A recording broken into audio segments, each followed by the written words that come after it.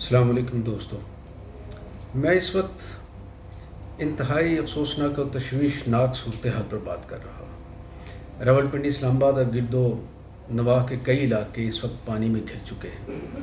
شدید بارشوں نے نہ صرف گلیوں، بازاروں اور سڑکوں کو نگل لیا ہے، بلکہ کئی گھر زندگیوں سمیت ملبے کا ڈھیر بن چکے ہیں۔ جی ہاں، یہ بارشیں قدرت کا فیصلہ ضرور ہیں، لیکن ان کے نقصانات کا زیادہ تر تعلق ہمارے انتظامی ڈھانچے، ناقص منصوبہ بندی اور حکومتی بے حسی سے ہے۔ محض 24 گھنٹوں میں کئی افراد جاں بحق ہو چکے ہیں، بچوں سمیت کئی لاشیں نالوں گلیوں سے ملی ہیں، گھروں کی چھتیں گر چکی ہیں، سڑکیں بہہ چکی ہیں اور لوگ کھلے آسمان تلے بے یار و مددگار بیٹھے ہیں۔ ڈیزاسٹر مینجمنٹ اتھارٹی کہتی ہے کہ خطرہ ابھی ٹلا نہیں، اگلے 24 گھنٹے مزید خطرناک ہو سکتے ہیں، اور حکومت وہ صرف وارننگز دے رہی ہے۔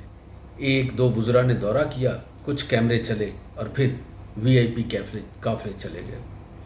کیا ہر سال ہمیں یہی سننے کو ملے گا کہ مونسون غیر معمولی تھا، ہم نے الرٹ جاری کیا تھا، عوام نے احتیاط نہیں کی؟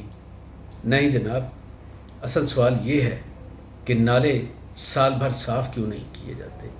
نکاسی آپ کا کوئی نظام موجود کیوں نہیں؟ بارش سے پہلے ہنگامی پناہ گاہیں کیوں تیار نہیں کی گئیں؟ ہاؤسنگ سوسائٹیوں کو نالوں پر تعمیر کی اجازت کس نے دی؟ اور متاثرین کی مدد کے لیے بجٹ کہاں گیا؟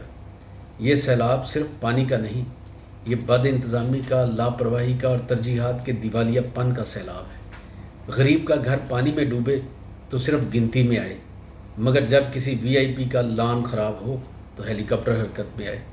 تو دوستو، اس صورتحال میں ہم کیا کر سکتے ہیں؟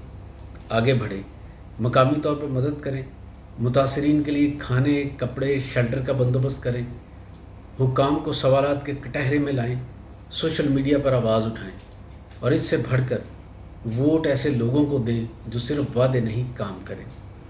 دعا کریں کہ اللہ پاکستان کو اپنی حفاظت میں رکھے اور ہمیں ایسے حکمران دے جو آنے والی بارشوں کا انتظار نہ کریں بلکہ پہلے سے تیار ہوں۔ اللہ ہم سب کا حامی و ناصر ہو۔ اور ایک بات کہ اگر آپ متاثرہ علاقوں سے ہیں تو کمنٹس میں بتائیں کہ آپ کی مدد کے لیے ہم کیا کر سکتے ہیں۔